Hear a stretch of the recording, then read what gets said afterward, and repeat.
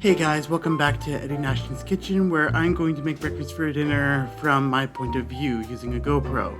We're going to be making pork chops and scrambled eggs. You're going to make a brine for the pork chops with a tablespoon of salt, half a teaspoon of dark brown sugar, a few cranks of black pepper, and you're going to give that a little bit of a whisk.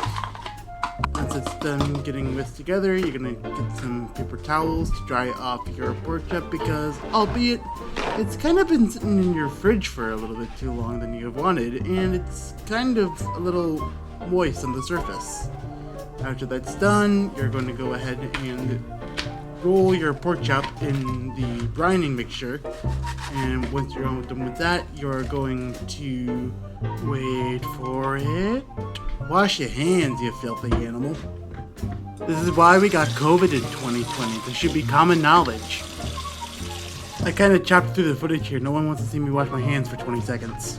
The next thing we're going to do is we're going to put our brined pork chop on a plate and let it sit in the fridge overnight. I didn't record footage of that because it seemed pretty self-explanatory and didn't think about that now that I'm in post-production. Having breakfast at 8:30 p.m. on a Wednesday night, that seems, dare I say, puzzling. Anywho, I'm gonna go ahead and get this cast iron pan preheated over medium-high heat. I'm gonna try to figure out where my temperature scanner thing is. And I'm gonna get out 2 eggs and I'm gonna get them scrambled. Because I'm only feeding one person. It's me! And oh no, I broke the yolk. It's okay. These eggs are gonna get air beaten into them anyway, so they can stay nice and fluffy.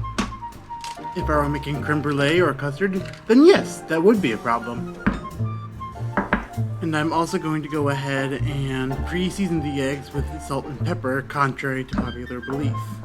And if you're going to ask why am I doing this now rather than just before cooking, there is a Serious Eats article that I will list below in the description. Go ahead and whisk your eggs with a fork instead of your standard whisk because 1, you'll get more surface area, and 2, for me it just seems a little natural. And try to pick up that big old clump of black pepper that you somehow ended up with in your eggs.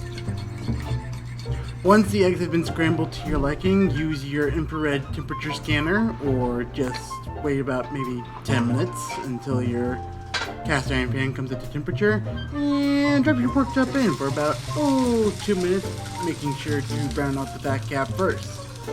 Because which would you rather have, waxy unrendered fat or crispy rendered fat? That's what I thought.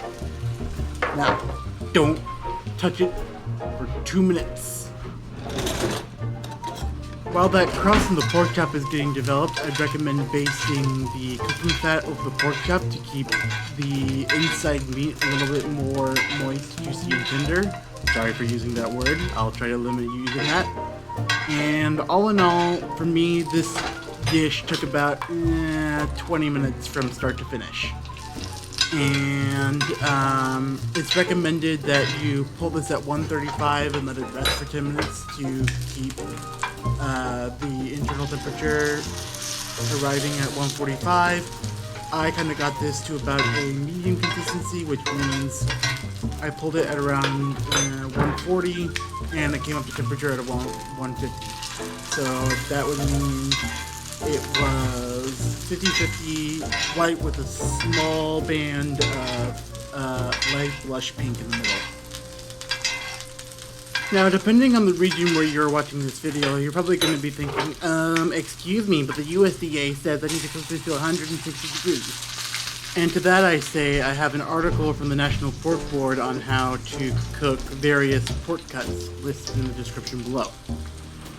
Now, like I said, this was the first 8 minutes of the cook, and the internal temperature after that hot and fast first cooking phase registered around to 78 to 80 degrees.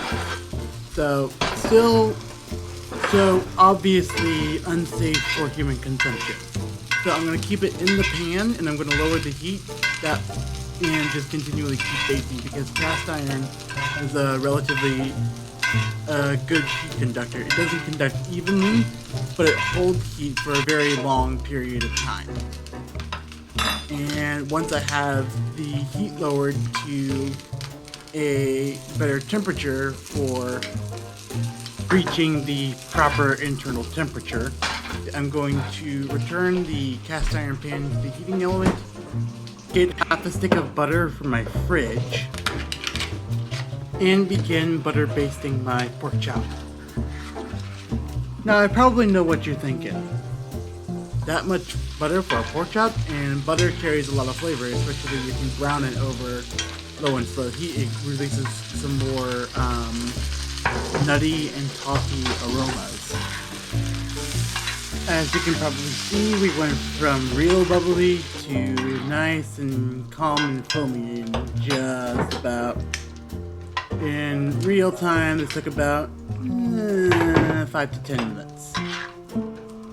Now this is about 6 minutes into the butter basting phase of the pork chop cook, and we just got to around 130 degrees. So I flipped it over for its last 2 minutes, and I kept butter basting to get to 135, or in my case 140 degrees.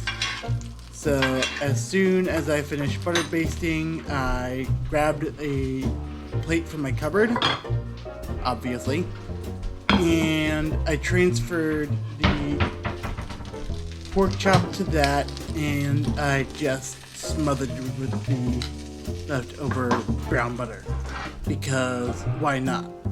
Have you ever seen anything more delicious in your life?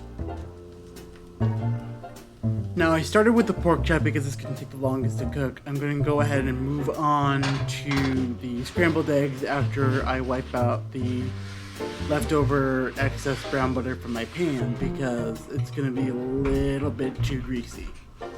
The pork chop can hold up to it, but the eggs, not so much. Now, I made fun of myself for this next little bit here, and I was thinking, why am I still holding this bowl? It was a bit of a long day at work for me that day. I was working about 12 hours straight.